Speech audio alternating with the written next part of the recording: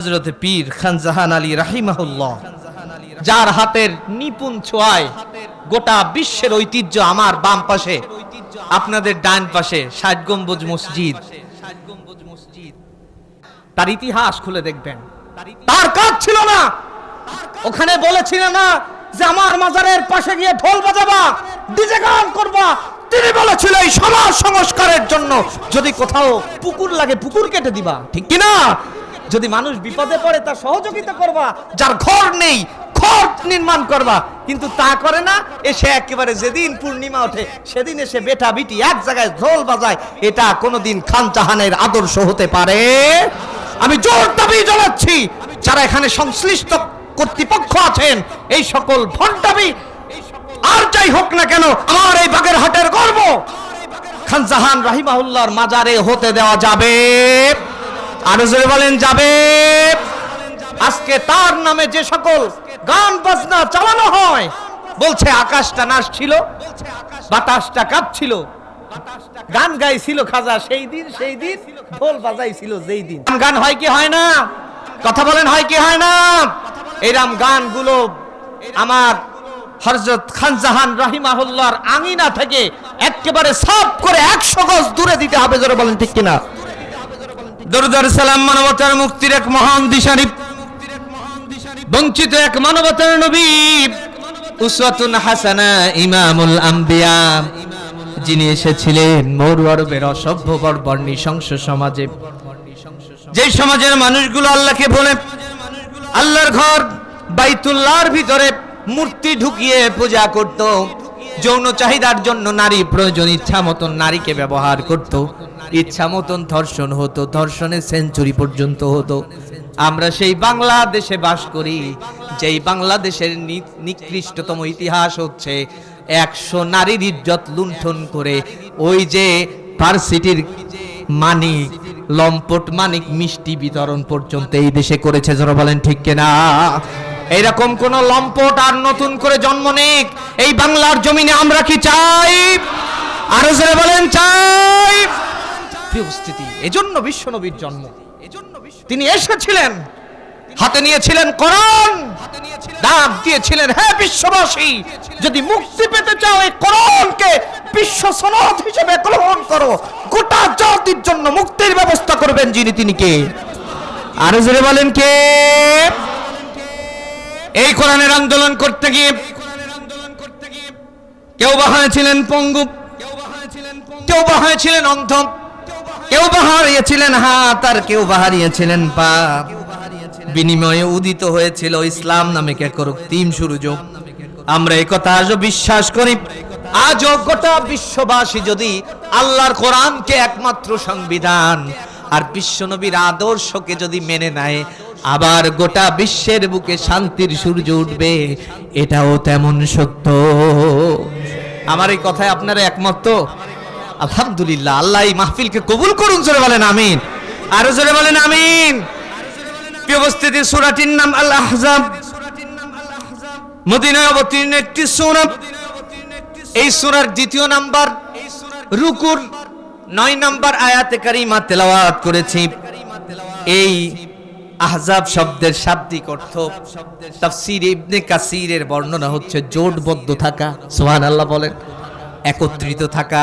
একত্রিত থাকতে বলেছেন যিনি, তিনি কে? রব্বুল আলামিন বলেন ওয়া'তাসিমু বিহাবলিল্লাহি জামিআন ওয়া লা তাফারাকু।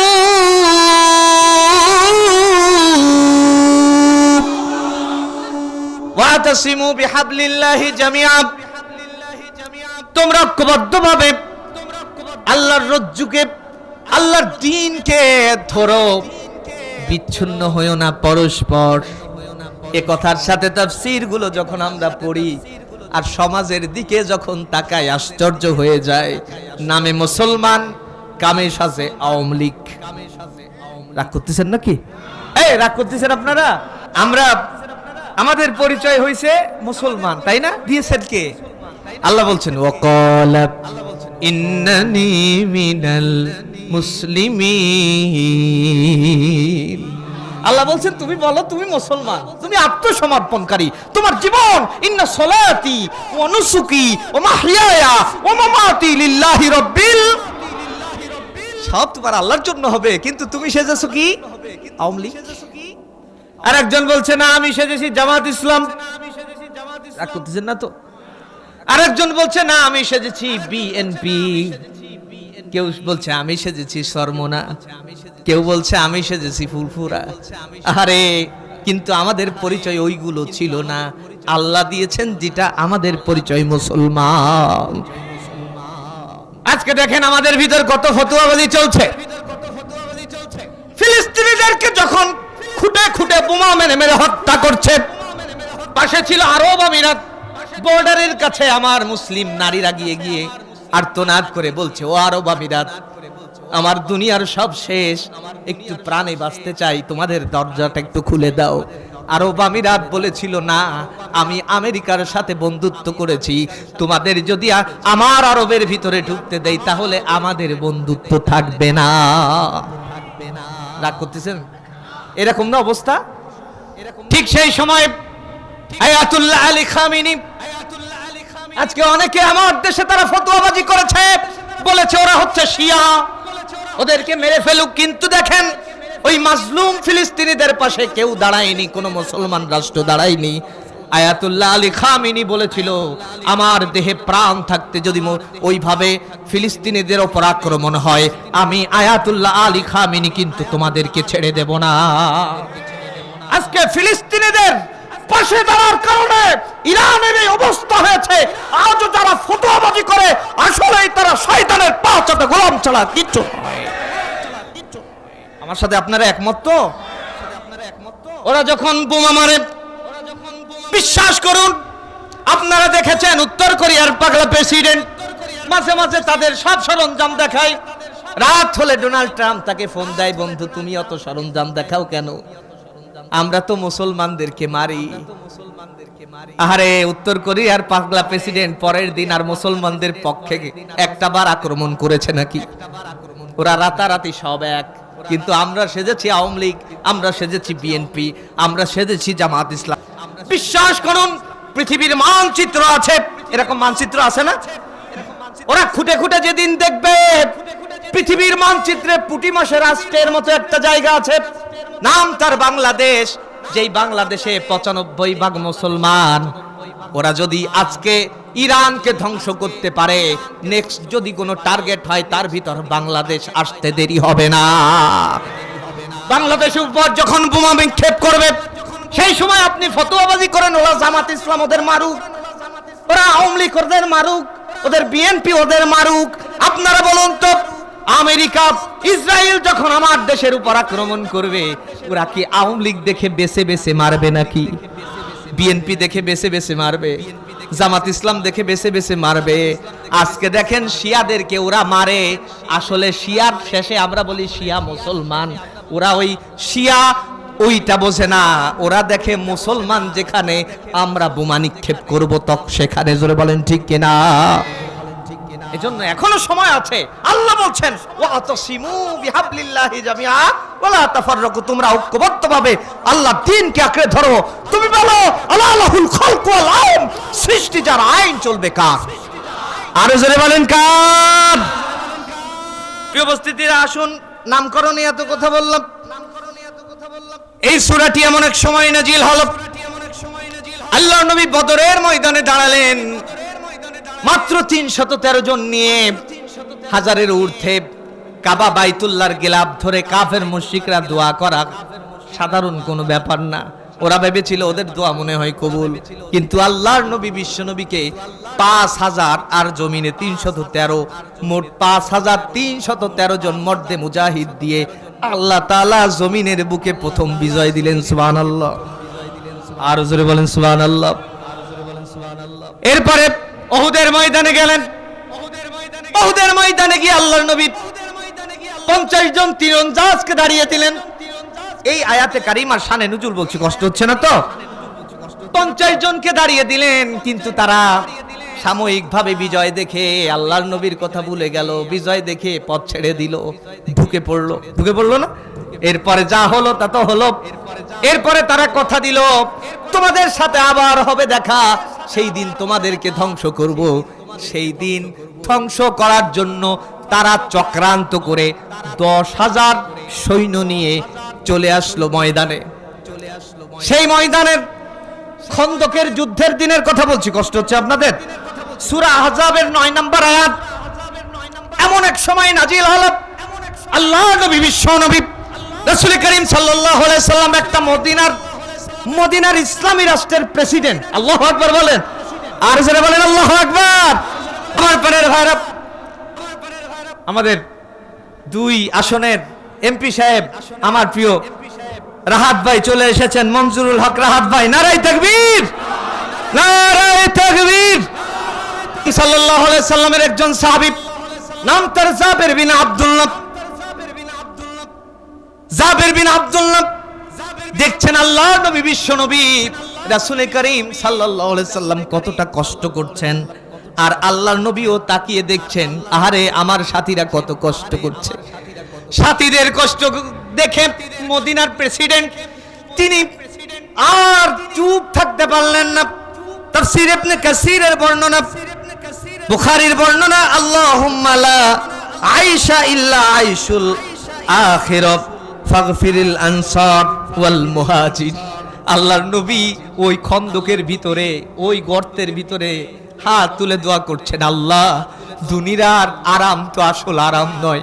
রব্বুল আলামিন, আমার এই সাথীরা দুনিয়ায় এত কষ্ট করছে, রব্বুল আলামিন তোমার কাছে চাই, তুমি আখিরাতে মুহাজির এবং আনসারদেরকে ক্ষমা করে দাও। এই কথা শুনে যারাই কষ্ট করে খাল খনন করছিল, পরীক্ষা খনন করছিলেন, তারা আনন্দিত হলেন। আল্লাহু আকবার বলেন। আনন্দিত হয়ে বলছেন, নাহনুল্লাযী বাইউ মুহাম্মাদান আলাল জিহাদি মা বাকিনা আবাদা। আমরা তার, যারা মুহাম্মাদের হাতে জিহাদের জন্য বায়াত গ্রহণ করেছি, যতদিন পর্যন্ত আমরা বাঁচব ততদিন পর্যন্ত এই জিহাদের পক্ষেই থাকব, দিন প্রতিষ্ঠার ব্যাপারেই থাকবো। জোরে বলেন সুবহানাল্লাহ।